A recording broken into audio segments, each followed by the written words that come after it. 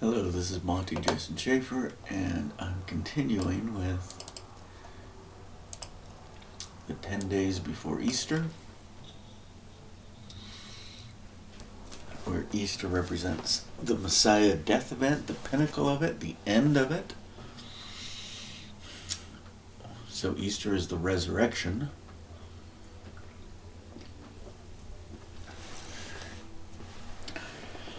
So if the death is May 5th, the resurrection would be May 10th. The resurrection was likely 5 days after. As we talked about last time, we were taught, and it was branded, that 7 is heaven. It's the holy number, 7 days of creation. But that's one of the easiest things to change, is numbers. So it seems like the final score is going to be like 99-7 or 99 to something. And to finish on that discussion of 7, if I look up Arcturus, which is the Big Dipper, so we talked about the Pleiadians, Arcturus, and Orion being part of the Old Testament. The Big Dipper has 7 stars. 1, 2, 3, 4, 5, 6, 7. And the Big Dipper points to the 8th star, which is called the pole star, the polar star. If I look up the Little Dipper,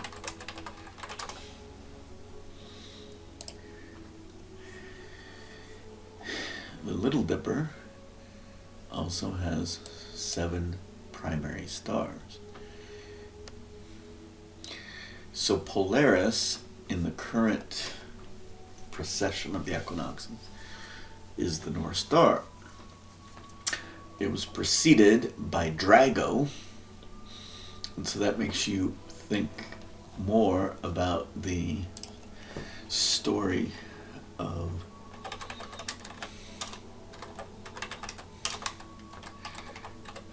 the Pleiadians. In the Pleiadians, in one of the myths, they were stolen. A bunch of men came and stole them. 6 of the 7 stars are visible, but they always knew about them. They're in the constellation of Taurus, the constellation of Earth. Taurus, the bull, represents the Earth. Taurus, the bull, the 7 sisters in the Egyptian are the 7 sacred cows, and were responsible for timekeeping. So it seems like somehow in the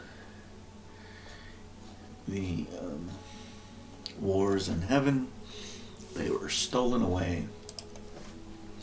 So now we have the Southern Cross is a constellation, 4 primary stars. This is seen in South America, much easier than it's seen in the North. So maybe this is the ancient cross symbol. Maybe. Remember the number 10 in Chinese.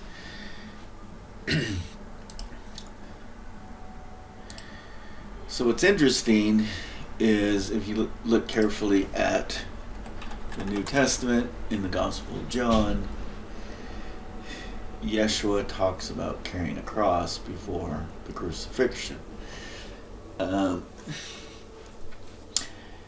This was not put above the cross. This title was likely carved into his left thigh or right thigh, I think his left thigh.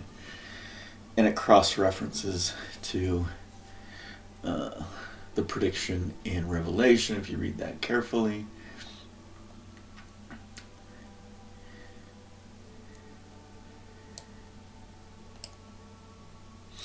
Whosoever does not bear his cross and come after me cannot be his disciple.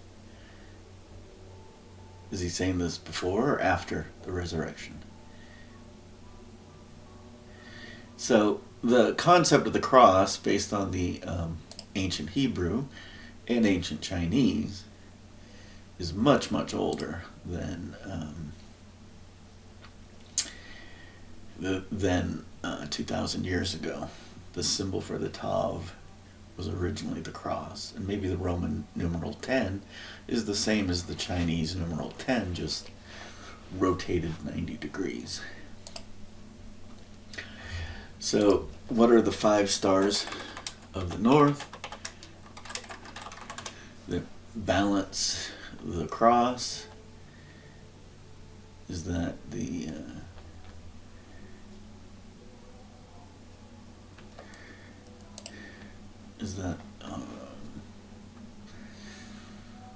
so we have Polaris. So there's 5 stars in the north that go with the 4 stars, the cross of the south. Arcturus is the bear system, likely fighters in terms of star seeds. And so as we talk about the Messiah death event, notice I'm expanding.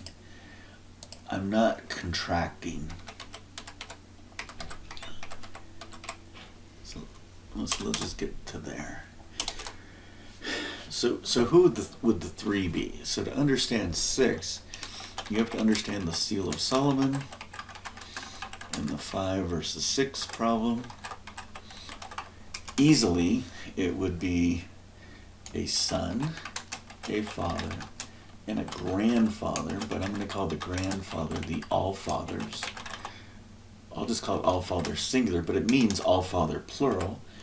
And the equivalent of that would be a daughter, a mother, and a grandmother, the All-Mother. And the All-Mother would be a collection of one or more grandmothers. So at some point, the father retires and becomes part of the All-Father group. So maybe the current father, the angry God, didn't want to retire, and so something else had to happen. So who would the 3 be that initiated this? It would be the All-Father. Probably the All-Mother initiates. All-Father with the current mother. So those would be the 3 of the 6 groups that would have initiated whatever's currently going on that led to the war in heaven and, our small role in the battle for Middle Earth. So the Seal of Solomon, generally we think about it as this star, the 6-sided star, and that would make a lot of sense. But there is a 5-star version, and for whatever reason that has been branded, the 5-star version has been branded the pentagram as not a good thing. And so there's a cross to the 5 pillars of Islam, but in some studies of the Islamic culture, there might have been 7 pillars of Islam. Islam is the religion of peace, and proselytization is one of the 7. So there is a 5. So everything here is showing the 4-star variant. And so somehow there's a gender inequity. And so these 3 decide to do something about it. And they probably decided, if we go to the stars, so if I go to Revelation,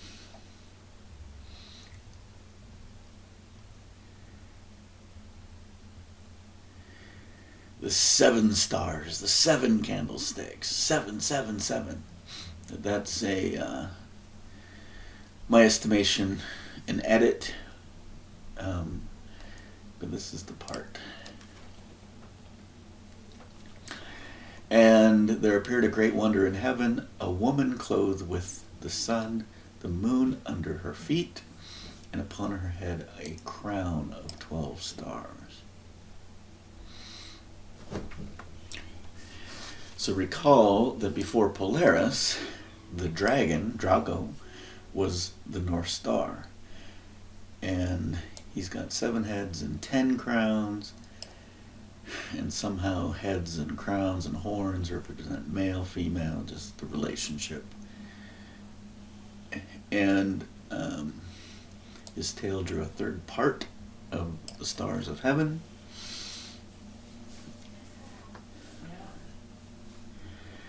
So was the woman cast to the earth as the child was ready to be born, and Michael is the defender of this woman. There's a war in heaven. Somehow the great dragon loses, but sets up a system for a beast to kind of take over. It's not the blood of the lamb, it's the blood of the ox. So certainly this has gone through edits, but we do have the great eagle. The great eagle is part of the Messiah death event. And so it seems like some mother surrounded by 12, I'm going to say 10 stars, maybe 12. I'm not. The Hebrews and the Christians really like to focus on the 12 tribes of Israel. Some amount of stars were part of the crown. Now, it seems to me like the head represents people that are equal. The crown is basically saying, we're endowing you with our gifts. And so this is beyond our current scope or understanding, but there's got to be a way for... So when I say human, I always mean a male and female. So there could be a human in the cosmos. Those are called the Elohim when there's more than one of them. But if you have 10 Elohim, and these Elohim decide to give power to this mother who's going to give birth to this son, and Michael's going to protect this son, there's got to be some form of procreation that's a many-to-many system. And it would be like the mother represents a tree of life, so these other 10 or 12 humans would somehow plug in, graft into the tree of life, and give all of their DNA of all of their generations to her as she creates an egg and creates a child and moves forward. So somehow if there are 10 women involved, they would merge with her 11th egg to create a super egg. And if there are 10 men involved, they would somehow be able to merge all of their DNA, all of their seed to create some sort of super spermatozoa. And if you look at the Serpent Mound, there's 3 of them, but the one I'm referring to is in Ohio. There's one in northern Canada and England. Britain, might be Scotland. It looks like a semen approaching an egg. So the semen in the egg. So you're trying to create a superhuman or a first human or some sort of human that can change and disrupt the game. Would that be twins? Would that be a brother and a sister? It seems like, based on gender equity, it would be, but we don't know that for certain. But what we're doing is getting to perfection. So these 3 become one in concept. They create rules. 4 represents the 4 corners, the rules of the game, and they're in agreement on those rules, and then they design a creation, and they say everything is good. And part of the creation is there's duality. There's light and darkness. You can't have shadow without light. And so the duality is what leads to perfection. Notice this, there's 6 here. A father with a mother, a grandfather with a grandmother, a son with a daughter. There's duality in the gender, just like there's duality between light and dark. So 6 represents perfection. It is the product of 3 plus 3 or 3 times 2, depending on how you want to look at the mathematics. So now we have a war in heaven, something about the earth, the dragon being angry. So when we talk about the angry God, anger is a key issue. What are the attributes of the good God? So we can say loving, kind, the whole Corinthians thing. But I would say all emotions. I would say patient, which is the opposite of urgent. And we've already talked about this concept of freedom versus control. So the good God can also get angry, right? So if we look at the cleansing of the temple, which led to the MDE most likely, this aesthetic portrayal of Yeshua, that he was not married, that he didn't have a temper, that he didn't laugh, that he didn't cry. It's very aesthetic and monastic. So humor is facetious, not sarcastic. It's just funny. And if you have humor, it has to connect with the receiver, that the receiver has to get the humor, not just you. I laugh all the time at stuff no one else understands. But that's not God-like humor. So another way of saying facetious versus sarcastic, it's the jester versus the joker. The joker intends to be demeaning, the jester to have fun and to educate. So everything's about learning. Learning versus do what you are told.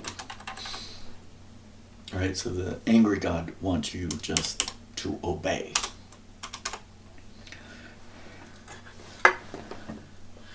So obedience has its advantages, because it can lock you into powers of heaven, into promises of the powers of heaven. But as I spoke about last time, if it's contractual, you've got to transcend it. It has to be an oath. It's about your word and your bond. So we have this war in heaven. It seems like the Messiah death event, to some degree, throughout the iterations of existence on Middle Earth, the Garden Temple House of Healing, there was a legacy test to demonstrate how the legacy system is flawed. Somehow the God the Father just makes a choice. There's not based on meritocracy, it's just his decision, it's capricious. The daughters seem to get sexually violated and treated like chattel all the time. So if you look at a lot of the stories we have in the Old Testament, it's kind of inverted. Sariah the barren one, the desolate one, she bosses Abraham around and he takes it. Okay, you want to send Hagar away with my son? So be it. Kind of demonstrate we can empower these women. Whether they make good or bad choices is irrelevant. And then there's some other things that are strange. So we have Sarai and Abraham.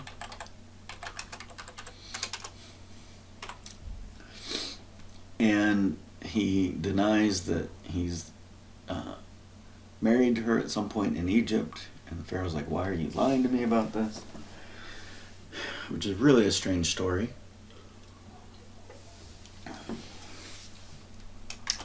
Then we have Jacob with Leah and Rachel. The tradition is the firstborn woman has to be married before the secondborn woman. Jacob comes in and wants to marry the secondborn, and then he claims he's been tricked by 7 years. And so again, I question that some of those numbers have been edited, but maybe there was 7 years, right? So it could be, but I'm not going to anchor to that. But the point is in ancient traditions, you don't marry the youngest off until the oldest gets married off, or maybe not. So there's something about birth order in the cosmos that's being tested. Abraham tries to sacrifice Isaac. That gets shot down because that is a mortal sacrifice. It's insufficient.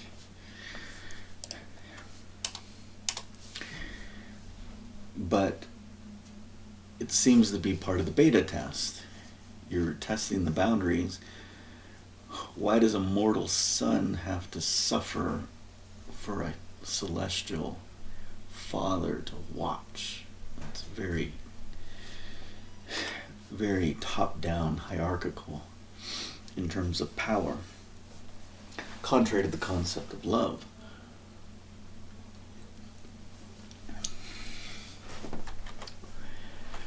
So as we go through the Bible,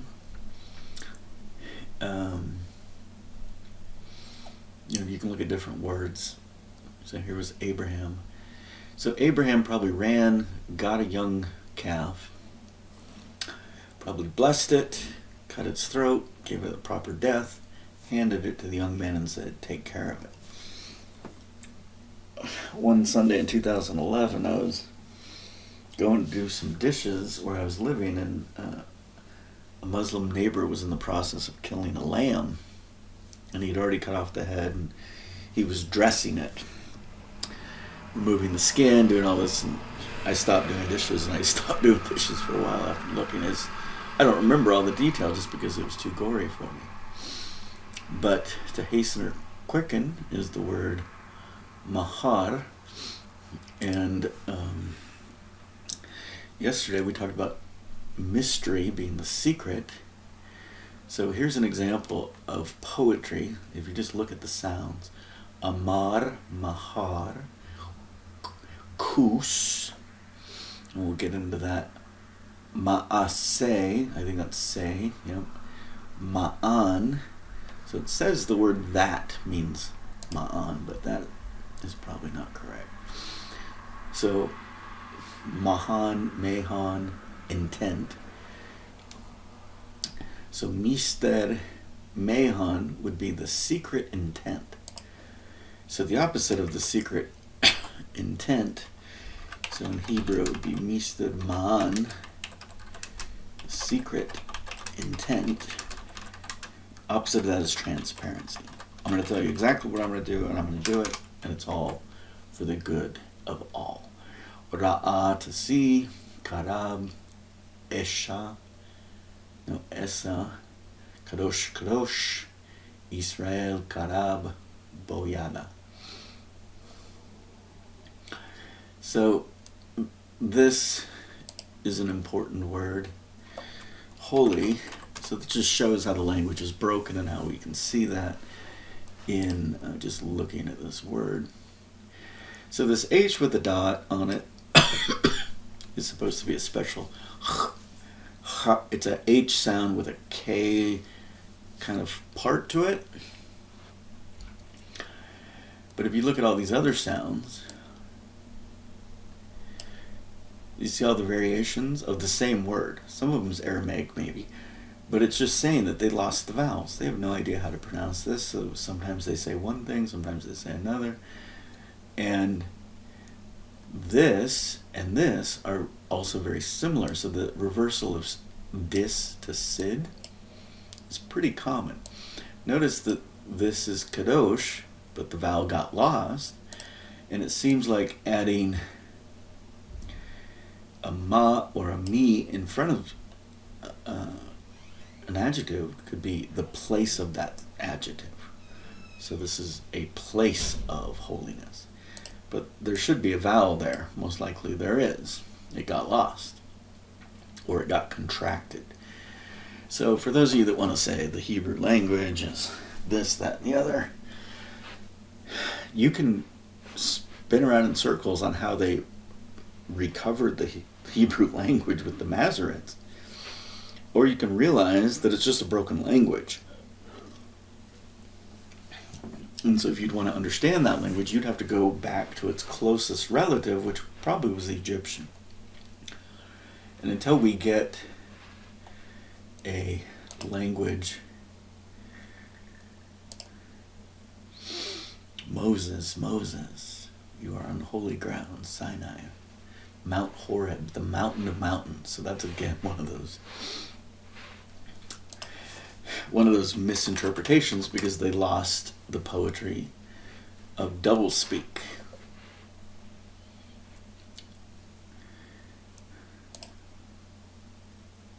And that's not what this says. And the children prostrate themselves in ornaments. It's just fiction. This isn't what it says. It got translated later to tell a certain story. Why? So what went on in the Messiah death event that would get the Masoretes to change their story? Remember the golden calf? So you can see that there. Horeb is Har Hara, or the mountain of all mountains. The mountain you're talking to God is the mountain of all mountains. So this is a double entendre, a double language. And the children of Israel circumambulated the mountain. They didn't take off their ornaments. They didn't strip themselves of their own. So it's complete fiction, right? That's not what it says. So why was so much effort made in the changing the story? So when Constantine decides to become Christian, he sends his mother Helena on a tour, and she goes into Jerusalem and says, "This is wood from the cross." She's taken on a tour of the peninsula. She says, "Which mountain's the highest?" "Oh, we'll call that one St. Helena." "Okay, that second one we'll call Sinai." In the Sinai, what we call the Sinai Peninsula. It's not where Mount Horeb is. Mount Horeb is where Moses hung out for 40 years after he killed some guy in the land of Midian. It's called the Wall. And there's a word play here with the wall.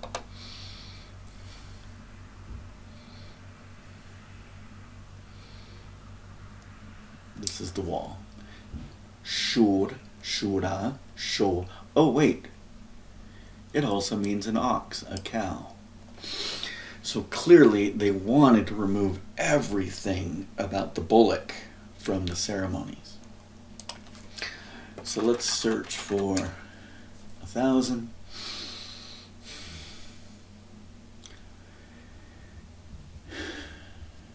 Okay, so we're looking for animals being sacrificed.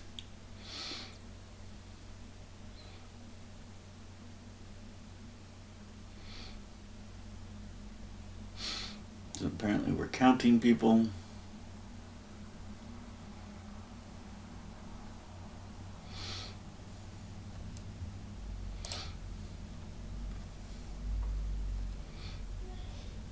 family, family, family.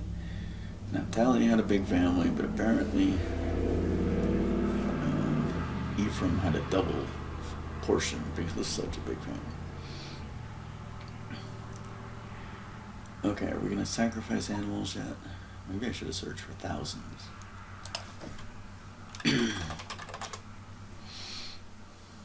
Barak, the light, the blessing. I think Barak means to kneel down.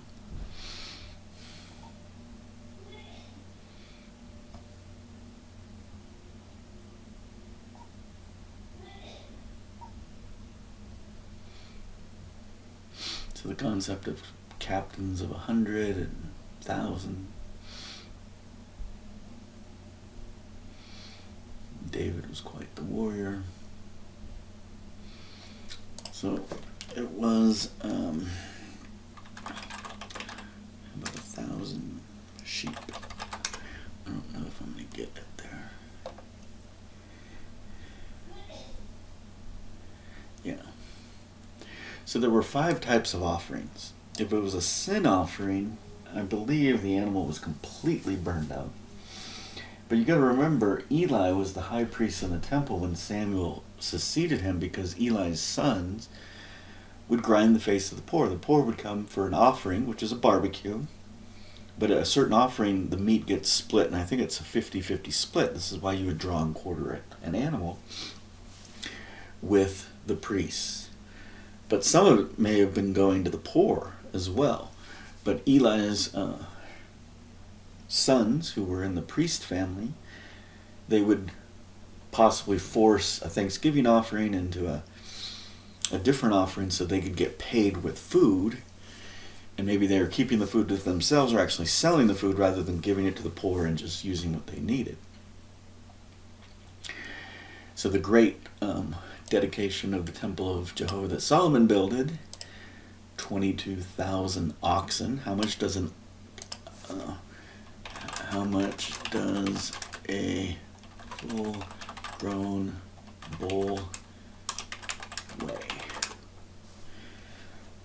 2,000 pounds. You're doing a barbecue. You're definitely using a pulley system to deal with all that weight.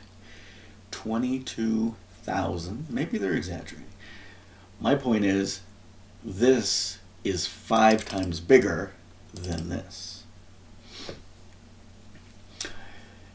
1,000 bullocks and 7,000 sheep. So this was probably 5, but because they're making their edits, they're kind of doing a global find and replace. Just like they probably did a global find and replace. Every time we see Elohim or Adonai or whatever, we'll just put Jehovah by general. But they didn't remove them all, so there's a few left.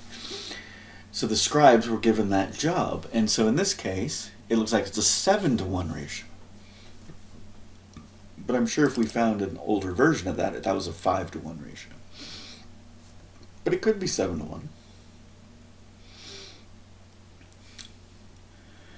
So anytime I see a 7 or a multiple of 7, I think it's been manipulated. So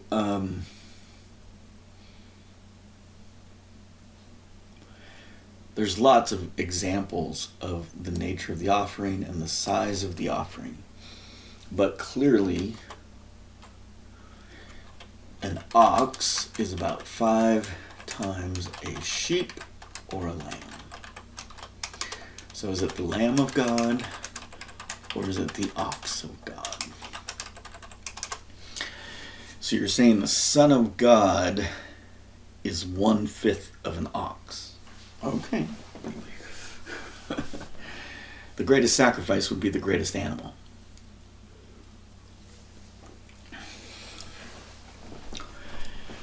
So the ancient temple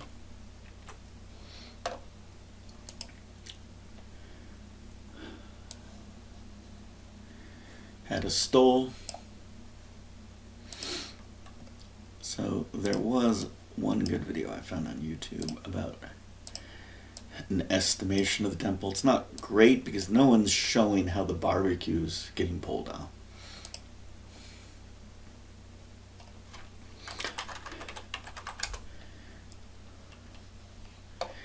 So the interior of the temple was completely, all the walls were solid gold, similar to the temple of the Incas in America. And one of the interesting stories of ancient America is when it got holocausted by the Cronistas and the Colonistas after 1492. Some of the locals said, "Oh, we know your God," because there's this proselytization going on, and they said, "This is what your apostles or your disciples or someone did," and it seemed to be a reference to cannibalism, and that was blasphemy. Those pagan heathens were immediately hung around the neck and burned at the stake for the blasphemy against either the apostles or the disciples, I forget which. Okay, Solomon's temple stood in Jerusalem for almost 400 years. It was the crown jewel of Jerusalem and the center of worship to the Lord. Almost half of the Old Testament writings took place during the time when Solomon's temple was still standing. Understanding the significance of its location, history, and design can greatly add to one's reverence for one of the most holy places in the world. The city of Jerusalem is located in an area of three major valleys: the Hinnom, the temple Central or was built Tyrolean, on an and the ancient Kidron Valley. Canaanite temple. The mountain range between the Central and Kidron Valley is called and Mount I've lost some Moriah. of these windows. I don't The know where peak they of are. the mountain is a large protruding flat rock, which is now located under the dome of the rock. According to Genesis 22:2, Abraham was commanded to sacrifice Isaac in the region of Moriah, connecting the Temple Mount with this significant event. Okay. At the time of Where King are David, the area of Jerusalem was controlled by the Jebusites, the city only occupying the southern part of the central ridge. When David captured the city in about 1000 BC, he made Jerusalem his capital. David then moved the Ark of the Covenant to Jerusalem and began preparations for So the building temple a permanent in the structure place to we call replace the portable tabernacle Jerusalem. of Moses that had been used for over 400 years. The word Jerusalem might not With mean the city of city of Jerusalem peace. being fairly small, David purchased the threshing floor of Araunah the Jebusite so he could expand the size of the city. Being higher than the city of David, the hilltop would make a beautiful place to build the temple of the Lord. Under the reign of David's son,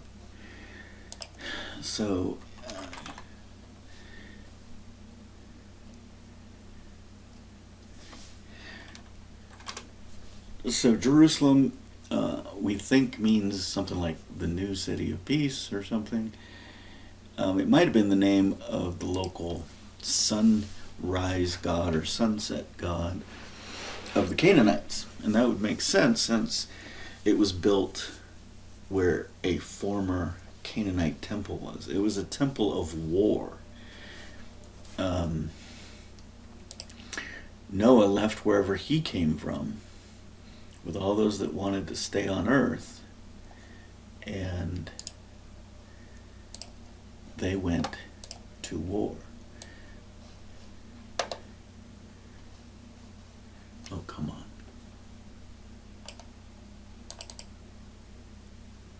So this woman actually talks about it, that it may have been named after a foreign god, which seems to make very good sense.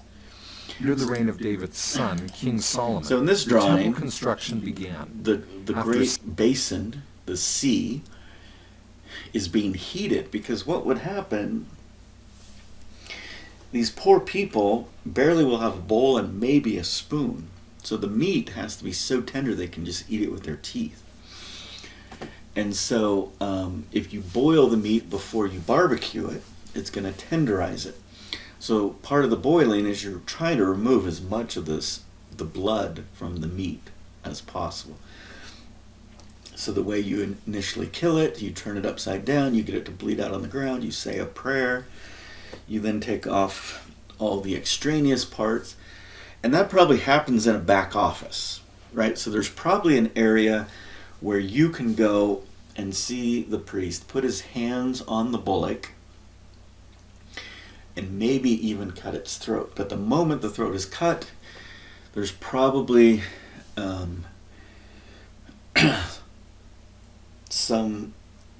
something going on with the hind legs, so they can immediately raise the animal upside down so it'll desanguinate. All the blood will come out onto the ground.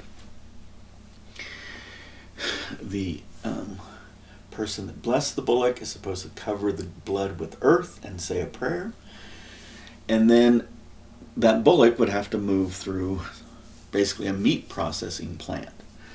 And when they hang it upside down, they probably had these rings. So if you read about Solomon's temple, he talks about these big brass rings.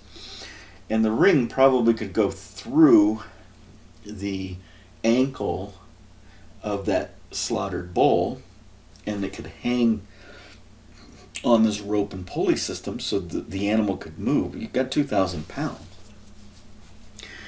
So in the back office, so the participants, if they wanted to watch that part, they would probably watch that part.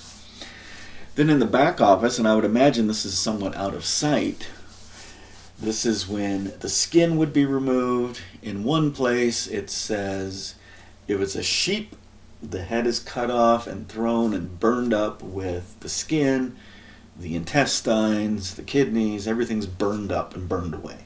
This is the stuff you don't eat. There was like a wall that they could throw the burned up stuff or whatever to dogs who would eat the remainders.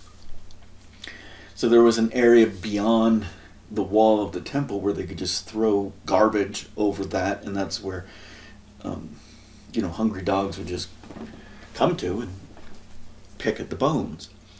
So you have a 2,000 pound cow. If you read the story of Jacob and how his thigh was sore after wrestling with someone, whether an angel or Jehovah or someone, the palm of your thigh is a euphemism for your anus. So they would not eat any of the anus of the cow. They would cut all that out with the intestine, the testicles of the cow, or the female organs if it's a female cow, the heifer. All of that would get burned up. And then they would cut the meats of the cow. Probably very different than what an English cut is. So if you were to, eat beef in Argentina, where a lot of poor people eat beef and go to the market to get beef, that's more likely the kind of a cut versus this English cut. But all of the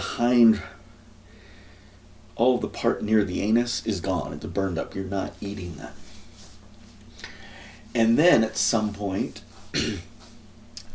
you're going to either skewer the animal and partially cook it, which I doubt, but you're also going to draw and quarter the animal. So that means you're going to cut it in half lengthwise and crosswise.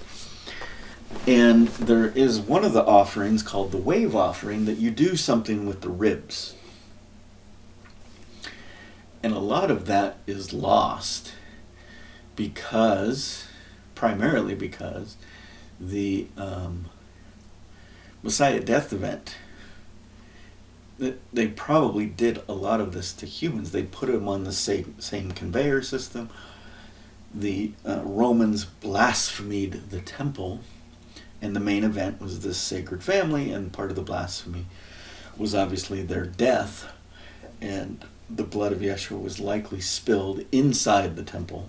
Recall the veil of the temple supposedly rent from the top. So if he's on this pulley system, they could take him in to the top of the temple, cut his throat, and have blood come out, but he had already fallen asleep. And he was likely beheaded. He was likely what we would call was blood-eagled. And it's interesting that blood-eagled happened in the Norse with the Vikings, but also with the Lakota Dakotas, it's called the Sundance. Now, the Sundance is a different thing, but there is a blood eagle. And the eagle, and the bald eagle, is a very sacred animal among some of the Native Americans. Where would they get that this is a severe punishment from, or a severe demonstration of bravery? So we've got the wave offering, something to do with the ribs. All of that kind of gets erased from our collective memory because, so, there's this hypothesis of the red heifer, restoring the red heifer, and they wouldn't even know how to do it.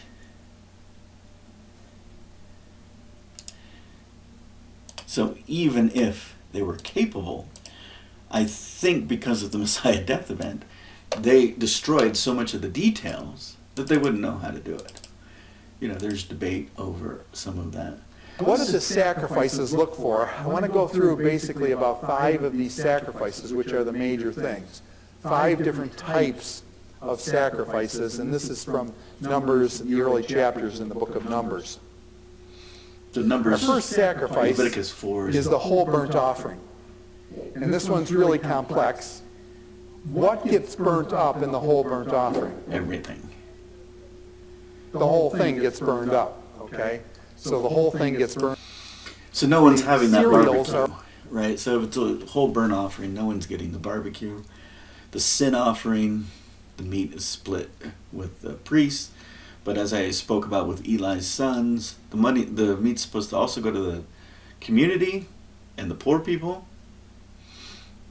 And then a Thanksgiving offering, sometimes called a peace offering or a fellowship offering. It's just a barbecue. And then there's also the offering of grains. And I would argue grapeseed oil, salt of the earth, not salt of the Dead Sea. And so that would be my extension of this. But the point is this knowledge has been lost. Would they even be capable of doing this? And then obviously they wouldn't be capable of doing it at scale. So this guy is trying to do a rendering, and he's trying to say that the tabernacle, the fundamental thing that's being said is the tabernacle was a war device, and it was in the Holy of Holies, and it was being separated. And they would only go in there one. It's like a test of the device. The barbecue is not happening inside there. So the basin is called the Great Sea. I believe it's 30 feet across. So this is where we get a very basic approximation. So it's 10 cubits across, so that would be about 15 feet across, 5 meters across. And that's where they give us an approximation of pi of about 3. And then the claim here is that the outer layer is stone. I don't believe that at all. I think it's a plaster Paris. If you read carefully, it's the TT. So it's this really high-end form of white stucco-like mud that adorned the outer part of the temple, but it was a geopolymer, so it was also helping with this idea of being a Faraday cage. So if on the inside of this interior temple you have gold is one of the greatest Faraday cage devices.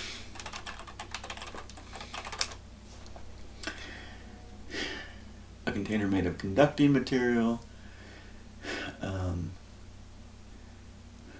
So gold would be one of the best because of its conductivity.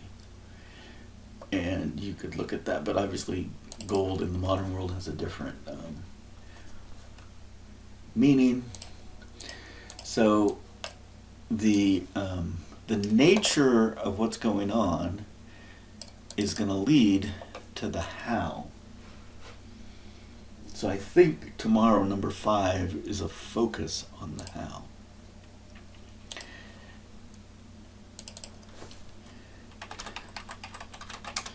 So the Geopolymer Institute, a guy in 1973 figured out how the pyramids were built, and no one wants to go there because it's such an easy explanation to how you would build megalithic blocks. They're not megalithic blocks. It's engineered clay that's been hardened into these blocks. So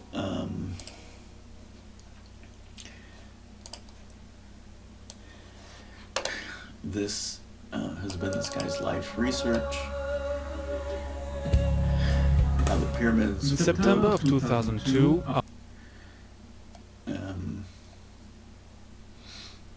So if you look at this we one, dumped 1 ton of limestone rubble into the basin and mixed The it with the basic cement. Several days clay later, is this water brownish has clay, evaporated and then from the they had basin, capstones so that we were removed white the disaggregated clay. limestone for making That the is the block. high Inspecting level the mixture, form. 95% limestone aggregates and only 5% So this white rock capstone making would binder. be a Between different 12 and 17% of molecular water give it the consistency composition. of wet sand. And this Geopolymer Once within Institute the guy mix- explains that all the archaeologists and geologists don't know what they're looking for, so they come to the wrong conclusions. So the word in Hebrew for this is Arikat, the great. Ari means the keeper or lion, so the lion of the great works, the keeper, the steward of the great works. The lion represents a stewardship. So in this video, he digs in, and he has some original ideas that Very later get good changed. limestone bed, So he's just looking at the blocks, from the composition pyramids of what's of, going on Chifren, and Cheops, where and Kyrenos. they're happening, and He he's found explaining that a geopolymer makes up magnesium, about calcium. 2.5 to 5% of the whole system, so it's not a big component. And if it's magnesium or silicon aluminum or whatever he calls them, that determines whether it's the good clay or the white clay, right? The quality of it. And in more advanced research, he goes through what he thought, how they would just mix it to get the information, and then how over time, as other people have done examinations, how it would change. And so this is Arikat. He's spelling it Irikat. It means the creator. It's it's the great works of man. Ari means the keeper of. Kat means the keeper of the great works. But Ari necessarily means a person acting in that behalf. And so in some of the ancient glyphs, it talks about what is called water glass and potash or fly ash that's creating the mixture. And so he's talking about this huge buildup, and my estimation is, the timeline I'm not going to argue with and fully talk about, but he's suggesting that they ran out of date palm trees to do all the burning for the ash, and that's why they stopped building them. All of this was for the Cheops or the Khufu temple or pyramid, because it was a tower. It was a tower built by the Nubians, and it seems to me that in our Judeo-Christian tradition, Joseph of Egypt went into Egypt so he could build that tower. Now, whether or not that tower was his story of saving up grain and they were putting grain in the pyramids, I don't know. And I would estimate when he got there, the first one was the Djoser pyramid. I'm assuming they already had the technology, and somehow Joseph improved upon the technology. And he was the Arikat. He was likely Imon Hotep, or Amenhotep. He was second to Pharaoh for his great works. So it seems like the reason Joseph was in Egypt was to cover the tower. So the tower had the Ark of the Covenant in it, in what we call the King's Chamber. Remember that weird square area in the King's Chamber? That King's Chamber was built before by the Nubians, and then the pyramid was to cover it. So if that device somehow was a communication or a weapons device, you want to remove the core of the weapon, the Ark of the Covenant. So remember when Joseph said, "Take my bones home," I think he was saying, take the Ark home. And the weird story with Josiah going out onto the plains later and meeting Necho II tells me that the guardians, the Levites, whose main job was just to retire the Ark of the Covenant and then once a year just go check on it, go into the Holy of Holies, the Kadash of the Kadash, they got greedy and they said, "Hey, let's take it down to Egypt, let's hook up with Necho and he'll take it to battle." David was the last king of battle. Saul and David were the warrior kings. Solomon, Jedediah, named Solomon, was supposed to bring peace. He was retiring the ark. So when the temple of Jehovah that builded Solomon was dedicated, the purpose of that entire dedication was a retirement of the ark in the house. The house has gold plating on the inside, has this geopolymer on the outside. It is a Faraday cage. Joseph in Egypt built an entire pyramid that was a Faraday cage around that tower. So that tower by itself has power. Remember one of those cheesy Transformer movies where this alien super transformer is destroying the pyramid to remove the tower inside the pyramid? Where do you think these ideas come from? And why do you think they resonate with us? So as we talk about where ideas come from and why they resonate with us, you got to realize that you have your own biases. So here was me writing my God source license. The creation is freely given to everyone without restriction on use, while respectfully giving attribution to a higher power that instills ideas making this creation possible. I recognize that the ideas popping in my head come from somewhere. I generalize this somewhere as a God source abstraction to respect the personal beliefs of all that accept and use this license. Under the Abrahamic tradition, many will refer to the source as God or Allah, but others may refer to the source by other names. Abatala, Onrimara, Bereth, Thoth, Inki, Brahma, Ganesh. Even others may refer to it as a non-God source, such as information processing, based on the chemistry and biology of synapses firing in the brain.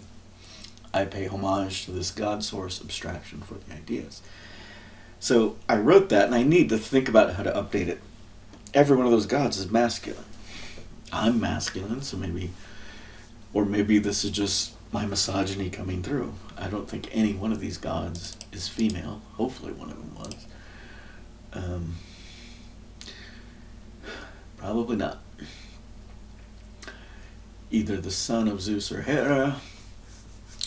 So probably every one of these in my God source license is masculine. But I am masculine. I grew up in a very misogynist world. But the whole point is, when we have ideas coming into our mind and we get ideas, where are they coming from? Where does innovation come from? Isaiah says the knowledge of Jehovah will fill the world like the waters fill the sea. So the notion that, and I should write this down, the notion that I am more than this body, I am even more than this mind. For me personally, that means there's probably a greater component of me, my spirit, my soul, whatever, that's much greater than what's currently embedded in this body. But in the cosmos, I'm connected to others. So if you recall the Anunnaki or the Elohim are those that come from above. Right? That's the whole nature of the word, is they're heavenly creatures.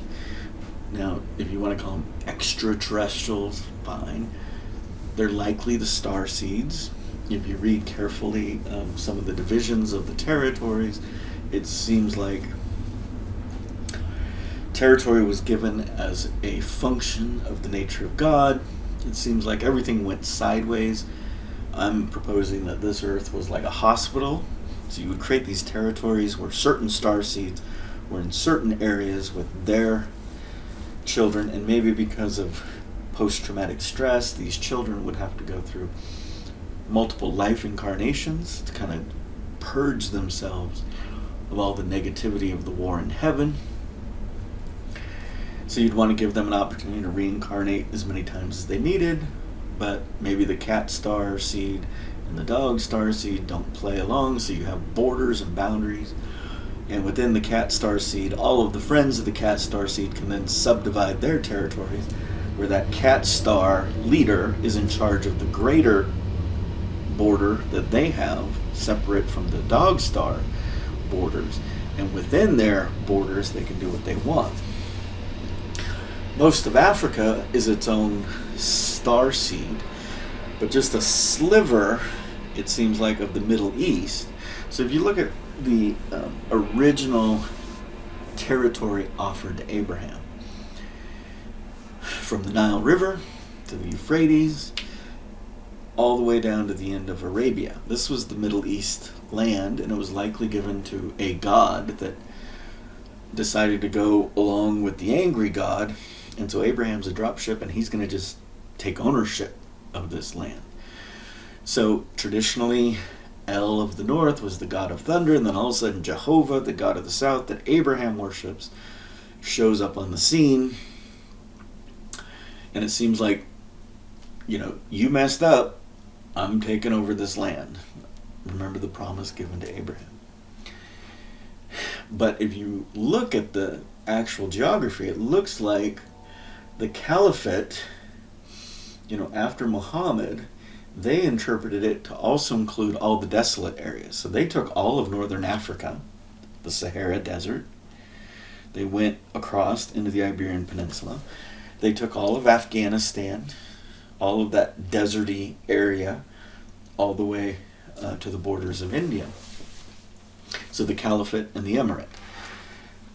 So they extended the borders of Abraham from what we have in the Old Testament. Regardless, it seems like something went hinky with the Nubians. A tower was built, and that tower could rain down fire. And whoever was doing that, we don't know. So then if we say Enlil is one of the names of the good God, or one of the good God actors, there might be lots of them, he caused the flood. And in my estimation, the firmament was some water structure. The windows of heaven open and water comes out. There were pillars holding up these tiles. And I imagine, some of the Hebrews say it's about 3 or 4 fingers thick, and they would say it was ice. I would say it was like insulated ice. If you have 3 or 4 layers thick, separated by, let's say, a meter or a half a meter, and in between those two you have liquid water sloshing about in a random form, you're going to fully reduce all solar radiation hitting you. So at this point in time, I don't even know if electromagnetic forces were necessary to protect the Earth if you have a firmament that is solid as brass and is described as windows that gets broken. And the Chinese associate the 4 pillars or columns collapsing, like the Pillar of Hercules in ancient time may have been one of them. In Iran, there was another. So these pillars might have been the boundaries or the borders of the earth, and you'd have to have enough of them to hold up the tiles. Atlantis is described as having a pillar in its center that went up 5,000 stadia, possibly 30,000 feet into the air, which would tell you where the firmament occurred. people may have been living to 900 years old. When the firmament crashes, you need some way to protect the humans from solar radiation. So maybe that's when the spinning of the interior core of the Earth happened to create electromagnetism. But now we only live to be 110 at most.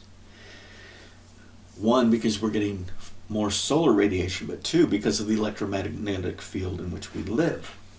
Certain areas of Earth have a weak electromagnetic field, like the heart of Brazil, which is a very strange thing. So Enlil, who may have caused the flood, may have known that this tower was built and the tower was calling in some airstrikes, I don't know, and it was going to rain down fire. So if you're in this, think about it as like an atrium. What is that? Not an aquarium, but the earth one. Earth aquarium, whatever that word was. You're going to drop fire inside this thing. Everything's going to die. So if you collapse the firmament, first it'll fall on a lot of them, kill people. But then when the fire comes, it melts and creates the flood, but you minimize the death of everyone.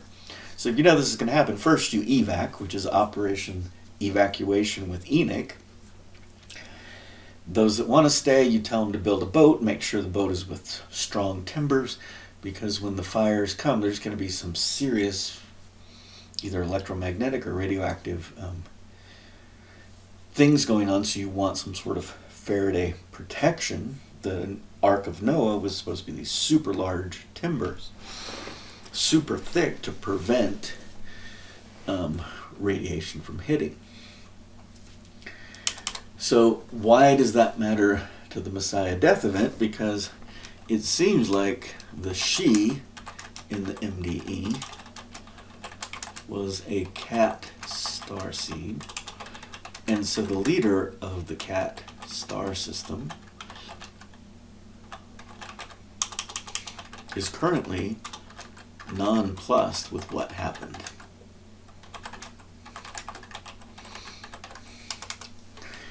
And if Yeshua is the he from Revelation, he might be a super hybrid, a starseed of 10 plus systems. So this mother is giving birth to a special son. Around her head is some number of stars reported in Revelations 12, but likely 10. And that may be the birth of this super hybrid. So that means he's a cat, a dog, an Anunnaki, a Lyran, an Arcturian, an Andromedan, whatever starseed systems you want to believe exist. And he was a child. His job was to be the glue to bring unity at one-ment for all those suffering on the earth. But there's a lot of pain. The Messiah death event, the flood, there's a lot of death. But if you recall, it's all good. We're here to learn. Death is part of the process. Unless you're completely unmade, which may be a thing. I don't think that's something the angry God would come up with. So the MDE was for at one ment. Deal with the legacy system that a mortal son had to die for a celestial father, but also ingrain in it a mortal son dies for an mortal father simultaneously, and to empower the female gender, but that required the cat, she, to suffer a tremendous death. And when he died, 1,000 of the centurions left, and when she died, 10,000 left.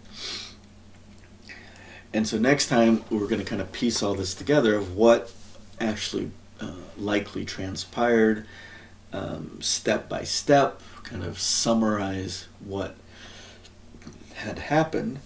But why does that matter now? So now we are going to get the great notification. So people are, coming out with a lot of channelers. A lot of people are channeling Palladians that are bringing love and peace and talking about electromagnetism and stuff. I don't know how much this intergalactic federation communicates with each other, but there needs to be some sort of final negotiations,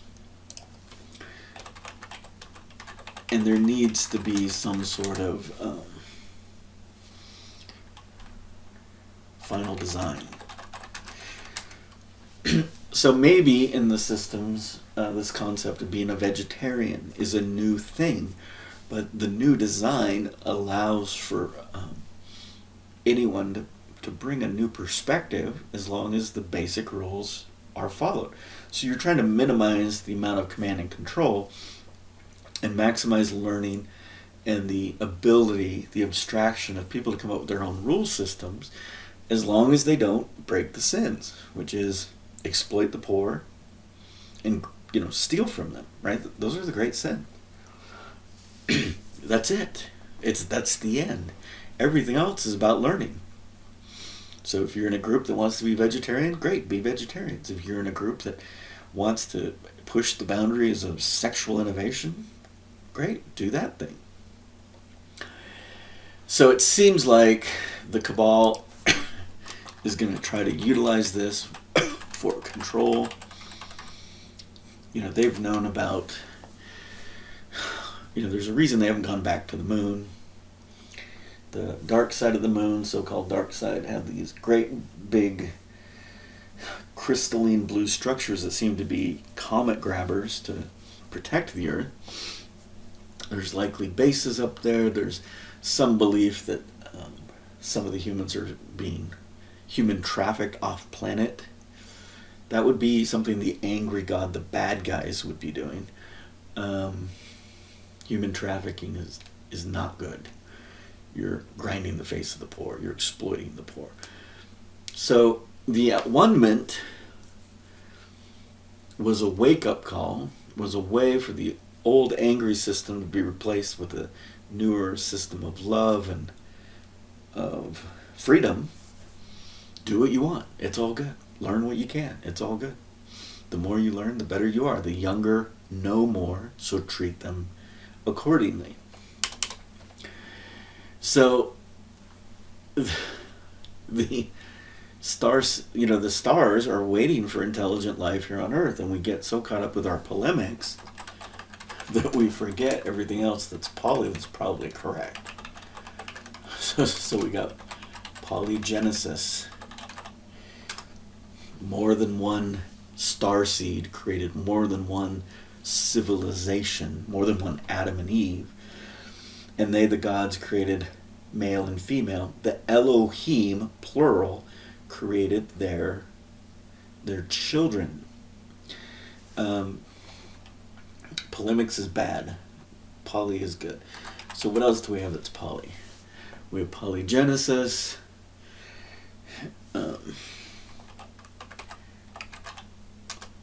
Love whoever you want. Obviously polytheism, the whole idea of Elohim.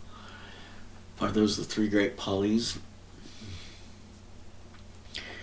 Polemics is I'm right and you're wrong. You have to keep changing your mind, because once this comes down, you're going to be so caught up in cognitive dissonance if you haven't already been preparing for it. So I'm giving you ideas about the nature of the Earth, that it was a hospital and stuff, that I didn't have 3 months ago. And it came back from the idea of the nature of God. The nature of God is the anchor. Oh, God only invited 10 of his friends. See how exclusive that is. Oh, you got a VIP card. You're invited to Earth. All these other people are not. That's not the God I worship. The God I worship is inclusive. Now, if it's a hospital system, then it makes sense. And if it's a hospital system, you're just dividing the lands based on the star seeds involved in the war in heaven. So if, there are 10 overarching star seeds, you're going to give each of them a territory and say, do whatever you want in that territory. We're here to support you. Don't invade the other people's territories. Everyone's just trying to heal. And you would invite the enemies of war, right? So put it in context of, you would invite the Americans and the Germans in the Second War, or the Americans, Germans, Russians, French, Japanese, Italians. It doesn't matter if you were part of the historical Allies, air quotes, or Axis, air quotes. You would have your hospital system. But then chaos ensued. So one of the key letters for chaos is the letter M in Hebrew, right? Mem, chaos, water. Floki, Loki, chaos. So you developed a hospital system. Somehow chaos broke out here. You've got to root out that chaos. So you first find out what that chaos is doing. You find out in Genesis 11:6 they're doing all things they can imagine because they have a tower, they have a way to communicate. So you're likely to have placed this solar system, this sun, in the far, far west, in a galaxy far, far away.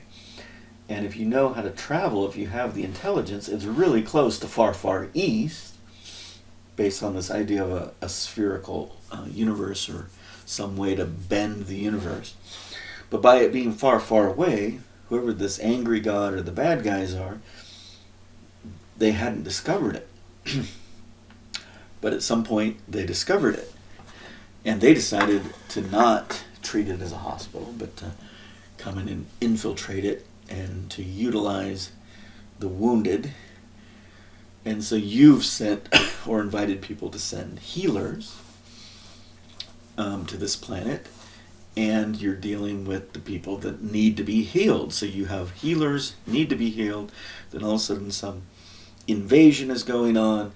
So you're like, okay, let's do an evacuation. Enoch's going to evacuate everyone that wants to get out of here. He'll protect you. We've got to clean up this mess. And then all of a sudden you find out they're going to drop fire and rain, so you counter it by collapsing the firmament, create a flood, save some of the people, but a lot of people die. Part of it from the desolation attacks, the rain of fire, and part of it from the flood. So now you have to deal with that whole mess, but you still have to clean up the system. So the Nubians were the seed of the problem. So they had to get rooted out. So you would do your major drop ship. So wherever Noah was before, he's going to drop and land his boat in the land. And I would estimate he probably landed in the southern part of Arabia, not up in Turkey, because that's closer. It's just across the Red Sea from the southern part of Egypt, the Nubians. And this is Middle Earth. This is where the problem was. That problem gets spread up to El, which is up in the northern part of the Levant. And where does Yahweh, I don't like that, Jehovah comes from the south. So Noah is going to war. Enoch got everyone off the planet. Noah is going to war. And so some of these people were killed in the flood, but there's going to be a remnant. Read the Irving Finkel story. The Akkadians made sure that some of their people were saved. And so the temple of Jehovah that builded Solomon was on top of a Canaanite temple. That's a war temple. I'm building a temple on top of your holy place to demonstrate I'm taking over this land. Abraham's promised the land of Canaan, and all of this is because something went sideways, and it seems like the Middle East was the source of what went sideways. And everyone's been looking for the Tower of Babel, and it's been at Giza the whole time. It's called the King's Chamber. It's been covered up by Joseph. It was encased in a Faraday cage to prevent communication or use, and then the core of the weapon was taken. Some people say there's more than one Ark of the Covenant, or one of these weapons. Maybe there are. I doubt it, but maybe. It seems like in a hospital you wouldn't have any of that stuff, but someone brought it. And the one that brought it wanted to create as much chaos as possible. It seems like some of the major star seeds got completely genocided or went off planet. Like, look at Australia. The number of humans that live there is so small for such a large continent. Very, very few seem to have remained and survived the desolate attack. I believe Antarctica was also one of those desolate attacks, but it was part of the firmament that collapsed first to protect it. Newfoundland area of North America was one of the attacks, and then we obviously have the deserts, the Sahara Desert, the Gobi Desert, the desert of Afghanistan, the desert of the empty quarter of Arabia, the desert of Arizona, Tucson, Arizona area, Phoenix, Sonora Desert, the Yucatan, the northern part of the Yucatan. So it's like maybe there were hundreds of bombs or rains of fire, or 20 of them or something, that went off. So we have this battle between water and fire on a planet that was designed to be the green, blue water world. Very interesting. So the need for light and darkness, I don't think was engineered into the system. I think there was something flawed in the legacy system. So the All-Mothers, the All-Fathers got together with Mother and came up with a solution. And that solution was anchored to the Messiah death event. So this is a unified religion theory, meaning it's not Judeo-Christian. It's something the Chinese should be able to embrace, the Gangans should be able to embrace, because it's inclusive. It's about enlightenment. It's about God is within you. The problem with polemics is it creates isolationism, and it says we're better than them, and they're pagans, and they're heathens because they believe in multiple creations, multiple loves, or multiple gods. And in polemics, we are the true form.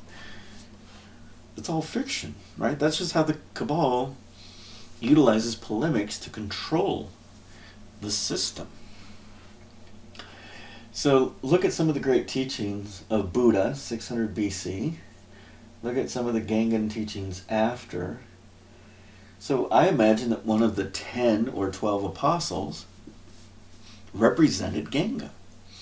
So they spent their entire life as the wise men at his birth. And they spent their life, they shared what they had learned. So they shared the teachings of Buddha with Yeshua.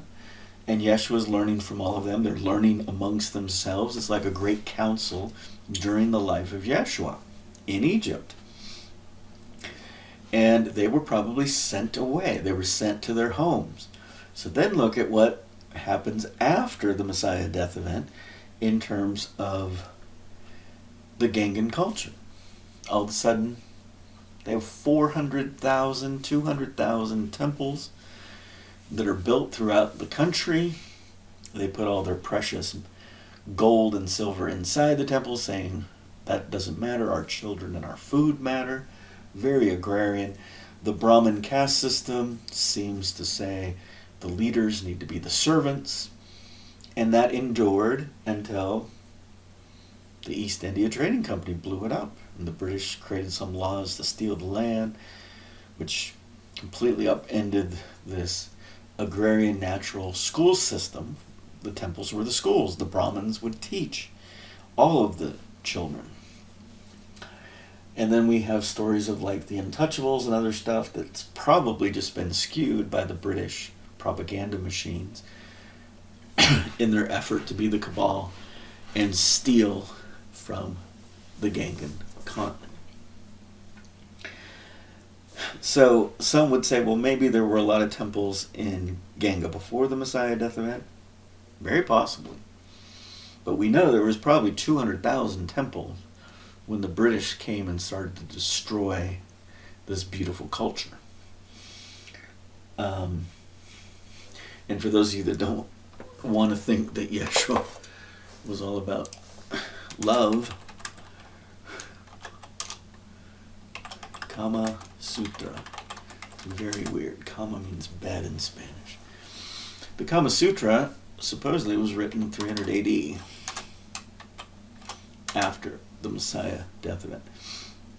It's very, very strange. I'm assuming during the Messiah death event there were a lot of sexual perversions that were forced upon Yeshua and her, and as a result a lot of the Christians went really, really hard that survived, that was very anti-sex after the Messiah death event, and you can understand why they went that way. That doesn't mean that was what Yeshua taught. That just means that's how they interpreted the brutality and the cruelty, because some of them may have just seen it as a blasphemy. They had no idea who this man in Sagrada Familia, this entire family and disciples, who they were and what they represented in the larger cosmic war. They just saw blasphemy in their temples, and then later they said, oh, maybe this was a thing, so let's tighten up even more on limiting, controlling sexuality. So when a society or institution tries to control anything, that's part of the nature of the angry god or the cabal. The opposite is you respect the agency of any other parties, but if everyone's in agreement, sure, why not? And that's a very different view than a traditional Victorian Judeo-Christian view. You read the Old Testament, there's all sorts of innuendo relating to sexuality. Families are enlarging their beds, is one of them. And the other one is they're taking the Asherah idol. So apparently the word idol is, as a bad thing, refers to something made out of wood. So Asherah was a feminine goddess, either the wife of El or Jehovah, or it could be part of this conflict where she was forced to be the wife of El, but Jehovah came and rescued her. Who knows? Regardless, she's a goddess, and they would bake cakes for the Queen Mother of Heaven.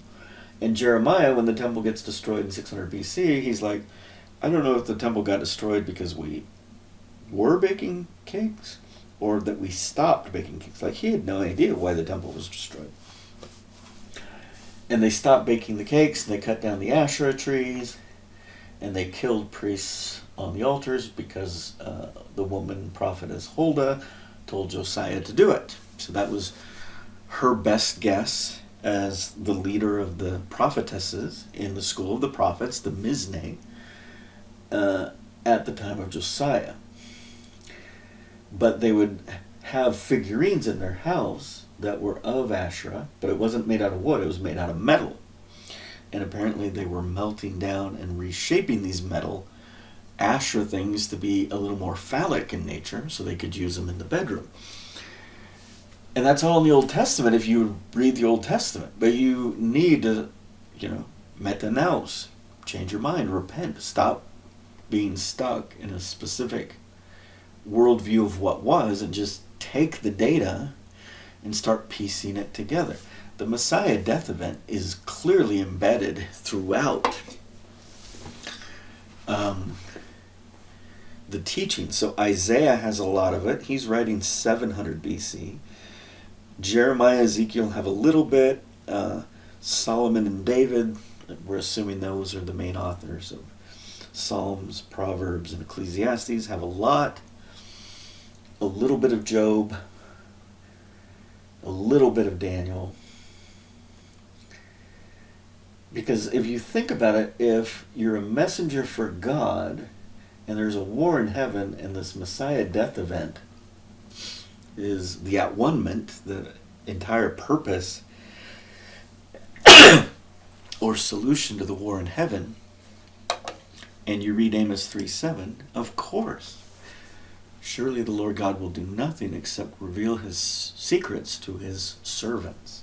So one of the greatest secrets you could reveal is this is how the Son of God, or the human of heaven, the good human of heaven, both male and female, will die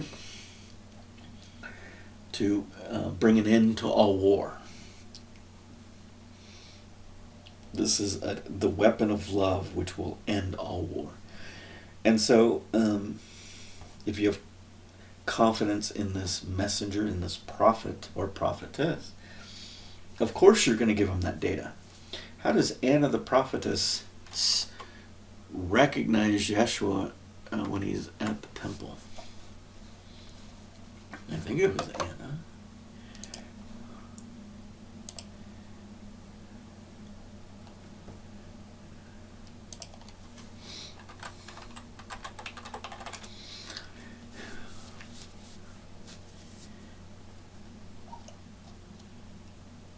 We didn't go very far.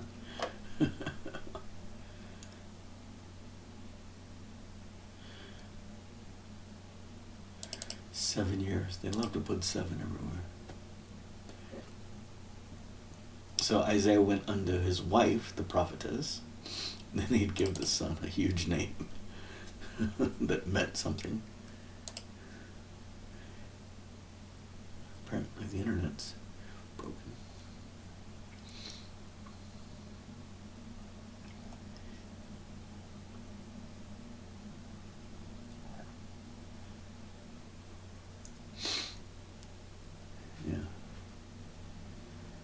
So where was he living until the age of 12? I'm assuming he lived in Egypt that whole time. And then when he appears in the temple to be questioned by the doctors, it's kind of the bar mitzvah. It's kind of a, today they have to memorize and read a certain scroll. But it's kind of like an exit exam, or possibly like what we call the preliminary exams in graduate level training.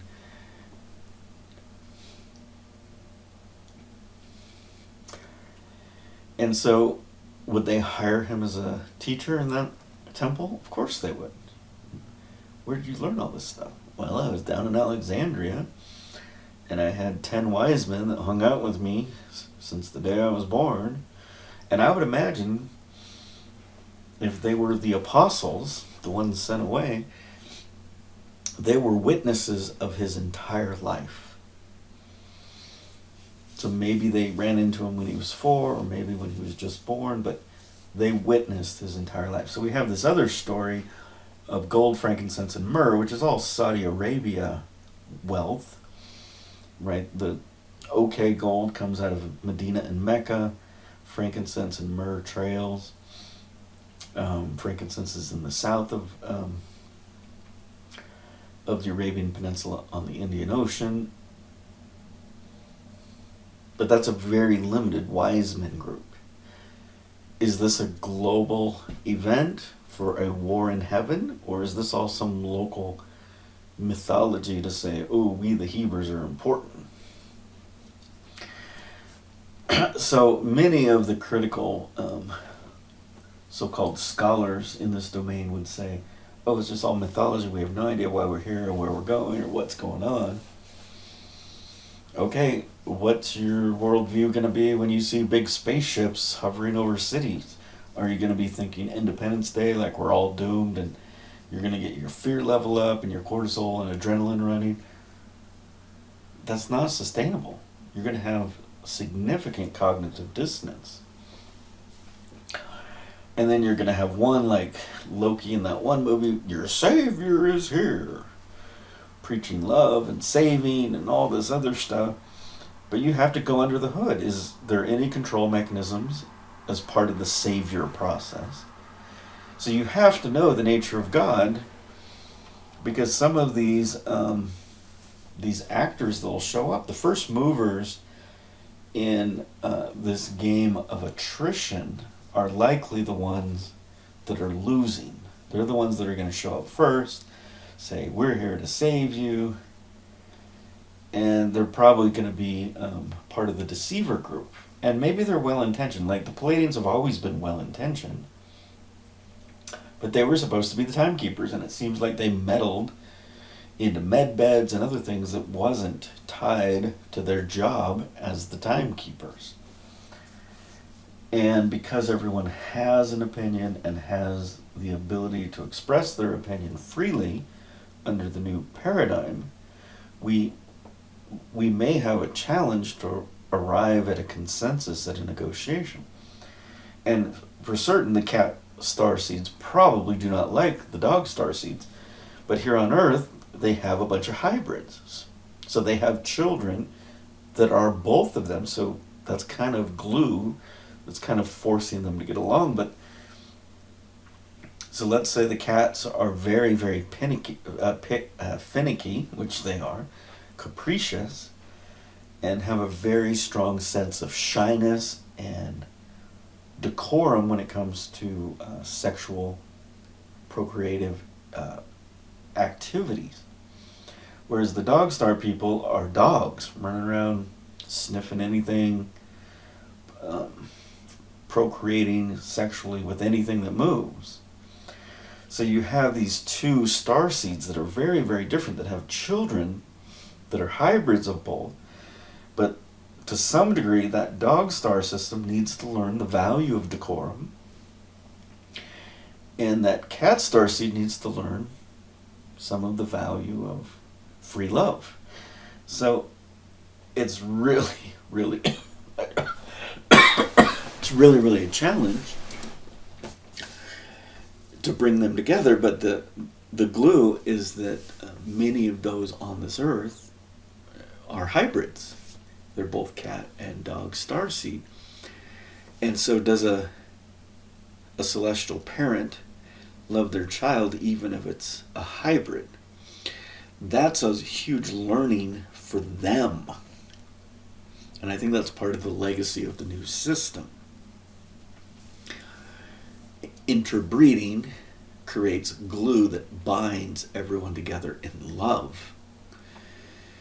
And so the nature of contracts and the need for contracts and all that will go away. But the mathematics will remain. The children are greater than the parents. How can a dog starseed think that its hybrid child is less because it knows more about the cat star than the dog star ever would have known? So the Messiah death event, the how, we're ready to bring that together in the next place. But right now, the duality, perfection, is that all get saved. And when I talk about the Seal of Solomon, the 5-6 problem, it seems like inherent to this idea of that energy, which is a feminine thing, becomes matter, and then when it dies, it's back in an energy state and cannot recover or be resurrected back into matter without a male participant. Whereas a male, because it started as matter, when it dies, it's easier to go back. So the one that gets lost is the daughter. So the daughter in the current system So these 5, with the exception of the daughter, so the mother has had a previous life and given birth to a son, so she has a connection to matter. The daughter, this is their first reincarnation event, or incarnation event, as energy into matter. When she dies, she's back to energy, and she doesn't have an anchor to get herself back to matter without depending on a male to bring her back. Even if she had children in this iteration, until she has the ability to go from energy to matter, energy to matter, energy to matter autonomously, she's dependent on the masculine. And I believe once they become a celestial mother, that's available. So the one that's out in the cold is the daughter, and I think that's part of the flawed legacy system, that these primary actors recognize. And who are they going up against? They're going up against the father. So the whole son-daughter thing needs to be fulfilled. So Yeshua and his spouse die. Yeshua and his cousin, the Baptist, maybe a daughter, may not have died, may not have been beheaded, may have been part of the poor group. We claim that the poor lived in Jerusalem after the Messiah death event, and it was run by James the Just, or Jude, which might have been brothers of Yeshua. I wish they would just get rid of James. His name wasn't James. It was some manufacturing of King James Bible. I'm King James, and my name is James, like James, the brother of Jesus. His name wasn't James. It was Jacob, Jacob in Hebrew. But finally we have a Hebrew name for someone. What's Peter's name? What's Andrew's name? Matthew, Mark, Luke, John, the Acts. We don't have any Hebrew names. But luckily, Jesus' brother Jude and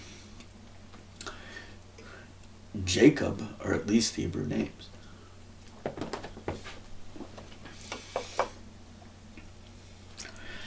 So, the barbecue, the nature of the temple, what's going on, interior, exterior of the temple.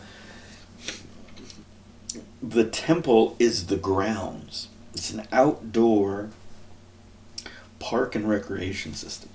There's probably a place for little children to go get wet in the winter, in the summertime, and run around naked.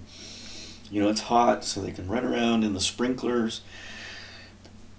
There's a main event, which is the barbecue, which surrounds the building we call the temple. The stole, which is where you go and purchase the animal if you don't bring it yourself. And the robbery of the poor by those that operate the stole. We'll talk about that next time. We'll talk about the robbery of the priests that say, oh, this needs to be this offering and not this. Or they collect a double portion and not give the other half to the poor to eat. Right? Because this is a community kitchen. The priests get to eat meat for doing the barbecue, but the guy that has no food can show up and eat. But the rich don't want to give out free lunch to people. And then you've got a school system. You know, you got the court of the women, the court of the men. You're teaching all ages. And notice it's a division of the sexes is the educational system. The women go and are taught by women. The men go and are taught by men. The men aren't misogynistically saying, I have to teach the women, or vice versa. They're in charge of their own division of the college. The bar mitzvah or the bath mitzvah, Mary of Bethany the other day. So Beth means daughter, so it could have been my daughter, Mary my daughter. That doesn't make sense with the whole death of Lazarus. But Bait means house. So house and daughter. When the daughter has a house, she's married. That was my Bethany connection last time. God does not do secret oaths in the darkness. Does not burn books. So the opposite is going to be important. So we now have enough of this. So bet can mean daughter or house. And the answer is 5. So it's kind of interesting as we get into the next. So the actual Messiah death event, the how is coming. Cat is in the cradle. 5 golden rings. Ring around Rosie. Like, where did these songs come from and these themes come from? Now, if you remember the God Source license, all of this is a preparation. So one, we can prepare ourselves and just leave this earth, somehow elevate, get off planet. But what did the earth do wrong? If we can somehow become one at one mint and do the whole Doctor Who thing and sing together. Remember, Horton hears a Who. Sing and shout together, the Hosanna shout. We can bring the earth out of its collapse into a black hole and the event horizon. The cat in the cradle and the silver spoon, little boy blue, and the man in the moon. Who you gonna, father, son, when are you going to be home? I don't know when, but we'll be together then. So it seems like there's a disconnect between the Father and the Son. On the first day of Christmas, my true love gave to me a partridge in a pear tree, 2 calling birds, 3 French hens, 4 calling birds, 5, it's hard to do backwards, 5 golden rings, 4 calling birds, the mothers, 3 French hen, the paramours, 2 turtle doves, the daughters-ish. We'll find out that one of the daughters was likely castrated, so it was likely a boy that kind of became a daughter, and a partridge in a pear tree. The partridge being the son dying for the son, to answer all of the needs. This is Judah. Little Judah Iscariot, Ishka-iot, which is likely an Egyptian meaning. And he's little boy blue, so somehow he gets hung, and then he hides in the tree. He wins the game that shouldn't have been won, the lottery game, which is why the stole was robbing the poor. They turned the sacred event in Las Vegas and allowed people to get a turtle dove, but if you pay twice the price, you have a 1 in 30 chance of winning 30 pieces of silver. But the nature of the contraption is like 1 in a million, or it's like impossible. You're never supposed to be able to win it. But that's how you exploit the poor. They're ignorant, they see a 1 in 30 chance, they're like, 30 pieces of silver could change our family life forever. And so they would pay the extra money, and it was robbery. It was literally a den of thieves. The golden rings, brass rings. So imagine what you could do with a ring that somehow had a pin in it that you would use to manipulate the meat of the animal. So why would you have 5 golden rings? Supposedly, the cow's head was kept and maybe taken home and put on a wall or something. One of the versions says the cow head is kept, but the goat or lamb's head is burned up. Another version says the cow head is also burned up.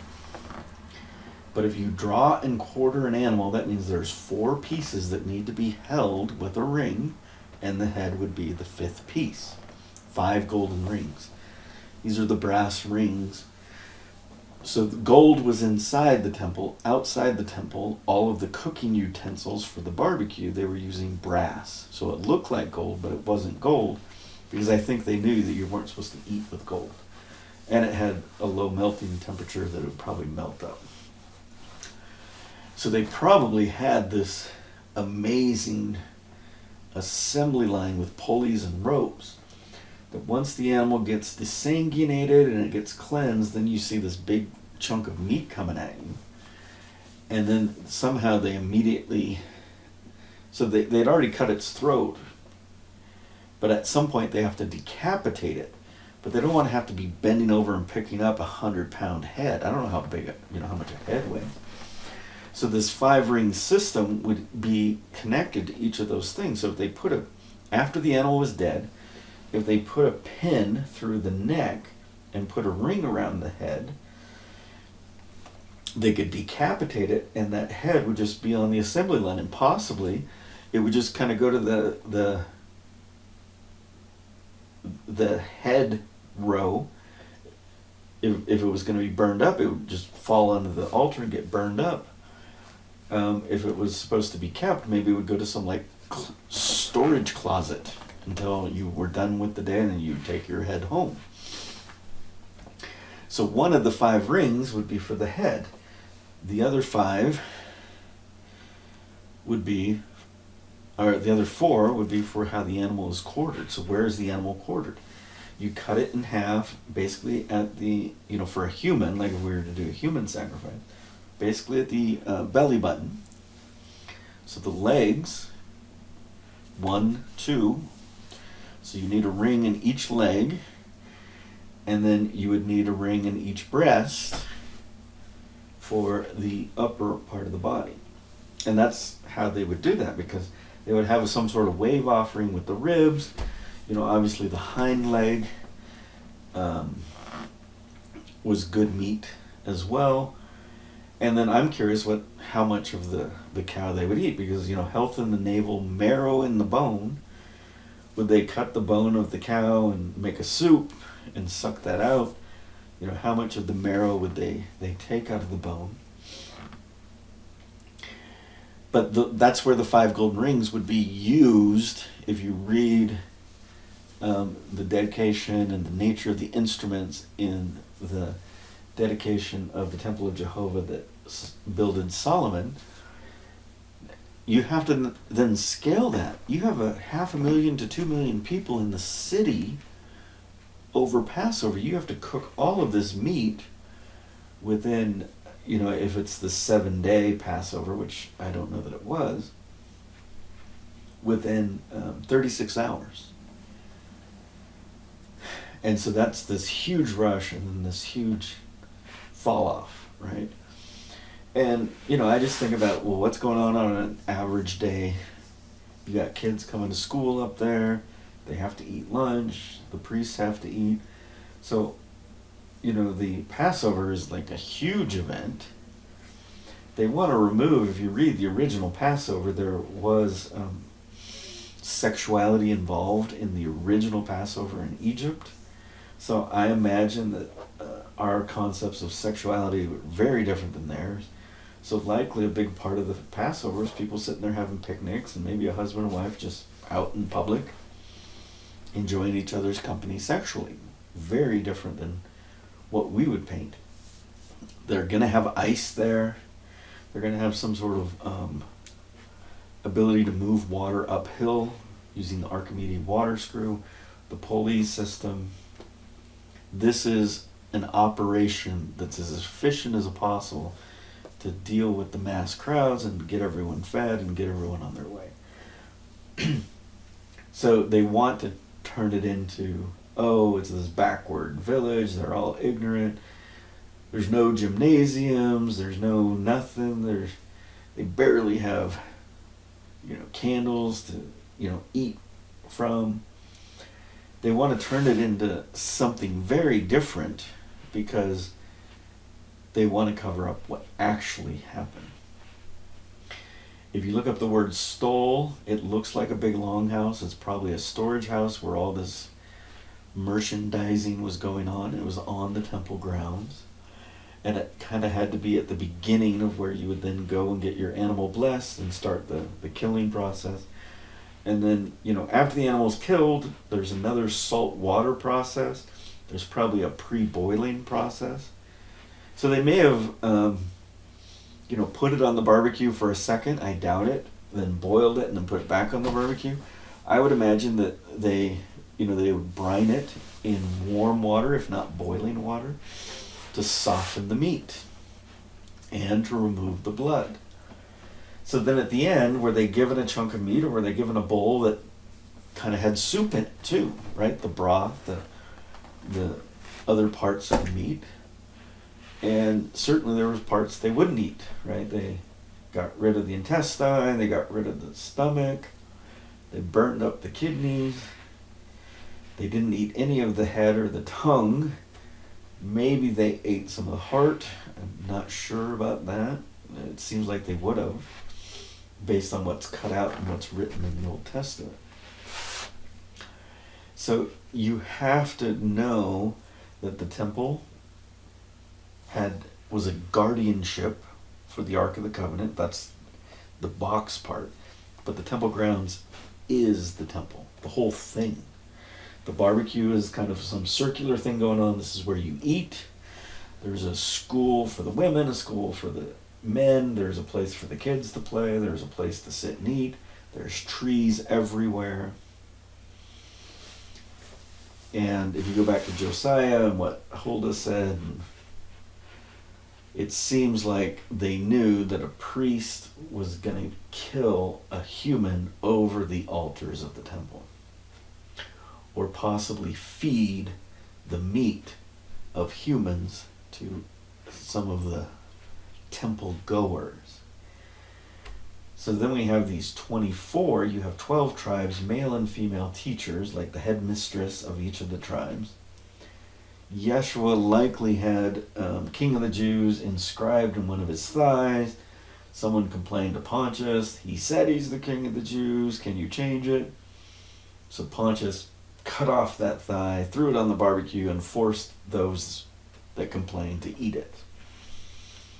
Now go back to the King Ming Ling festival.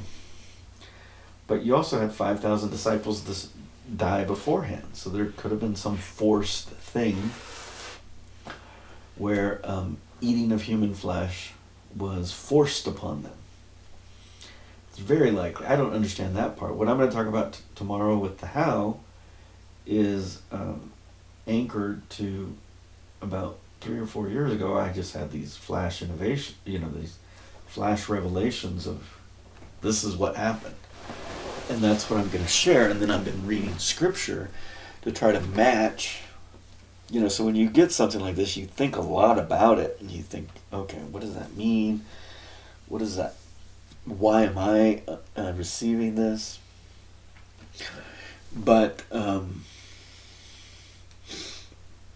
of these popular songs, and then Ring Around the Rosie is a popular English song. Little children, disciples, ring around the Rosie, we're going to fall down. Because tomorrow they're going to go and they're going to get killed. They're part of the 5,000.